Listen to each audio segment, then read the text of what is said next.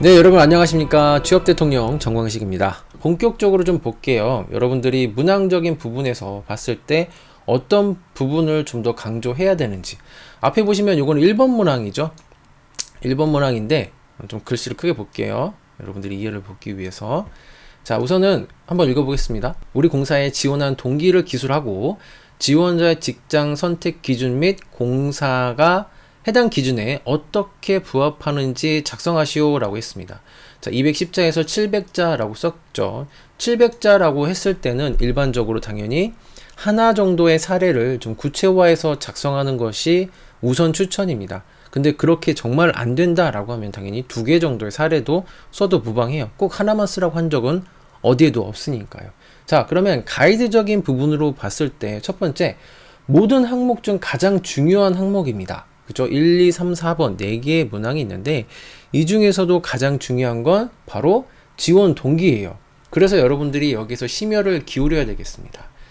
어떤 내용이 좀 들어가면 좋을 거냐? 우선 가이드를 좀 드리면 자신이 직접 경험한 주택 관련 대출이나 금융 관련된 경험이면 제일 좋겠죠. 뭐 예를 들면 우리 집의 어떤 대출 경험이나 아니면 여러분들이 뭐 KB라든지 뭐 신한은행이라든지 솔직히 이런 쪽에서 인턴이나 이런 부분들을 했던 경험이 있고 그 경험 안에서 그 좀 도와줬던 그 국민들에게 혹은 이제 기관에 왔던 고객들에게 도와줬던 경험이나 이런 게 있다고 한다면 한번 찾아보셔야 되겠죠. 첫 번째입니다. 그러니까 이게 가장 관련이 있을 때, 즉 직무가 금융과 관련된 경험일 때는 제일 좋겠죠. 자, 그런데 이렇지 않을 수가 있어요. 그러면 어떻게 해야 될까요? 그렇죠. 여러분들이 일반적으로 생각했을 때 지원 동기, 즉 국민으로서 내가 사회에 어떤 가치를 좀 어필해 보겠다. 이런 부분들도 2차적으로 좀 생각을 해볼 수 있겠습니다. 근데 솔직히 저는 첫 번째 것을 가장 좀 추천드려요. 자신의 직간접적인 주택과 혹은 금융과 관련된 경험을 통해서 이건 이렇게 중요하더라. 그래서 나는 이런 것들을 좀 도와주고 싶더라 라고 하는 사회적인 가치적인 측면을 좀 어필해 보시는 것을 저는 추천드릴 겁니다. 자, 그 전에 좀 보시면 제가 이렇게 색칠을 미리 해놨어요. 지원한 동기를 기술하고, 그쵸? 그러면 이게 첫 줄이겠죠. 제가 이 공사에 지원한 이유는 무엇 때문입니다 라는 부분이 명확하게 첫 줄에 나와야 되고, 자, 그러한 지원자의 직장 선택 기준, 그쵸? 기술하고 지원자의 선택 기준. 실제 이 지원 동기에서 좀 부연 설명이 나왔으면 좋겠어요. 예를 들면은 제가 지원한 이유는 이건데 왜 그랬냐면요 라고 하면서 직간접적인 경험, 제가 말씀드린 이 부분이 나오시면 더 좋겠고, 혹이라도 이게 아까 말씀드린 것처럼 바로 없다고 한다면 사회적인 가치적인 측면에서 뭐 주택이라고 하는 부분에서의 그런 부분들도 강조해 주셔도 괜찮아요. 그 다음에 요거를 쓰고 나면 지원자의 직장 선택 기준이죠. 이거는 내가 직장을 선택하는 기준이죠. 직장에 대한 가치관. 그쵸? 그래서 공사가 해당 기준에 어떻게 부합하는지, 실제 이거는 작성을 쓰라고 했던 부분들은 여러분들의 경험이면 좋을 수도 있어요. 근데 경험이 없다고 한다면 내가 왜 부합하는지, 저는 직장에서 이런 것들을 얻고 싶습니다 라고 하는 부분에서 논리적으로 여러분들의 생각이 나오셔도 된다라는 겁니다.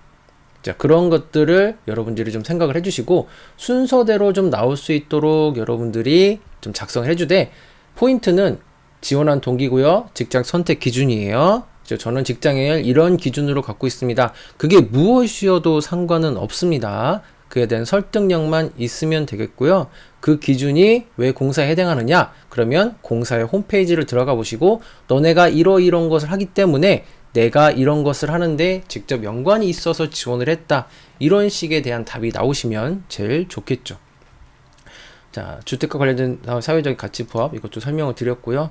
뭐 예시로 나온다면 여러분들이 보통 실제 기관에 지원하는 분들이라 보면 뭐 공모전이나 인턴이나 아르바이트 혹은 본인 집에서 대출 관련 경험, 아까 말씀드렸던 부분이에요. 그리고 꼭 기관에 해당하는 기관만 해야 되는 건 아니니까 타 기관에서도 경험들도 포함이 될 수 있다 라고 하는 부분들 좀 명심해 주시고요.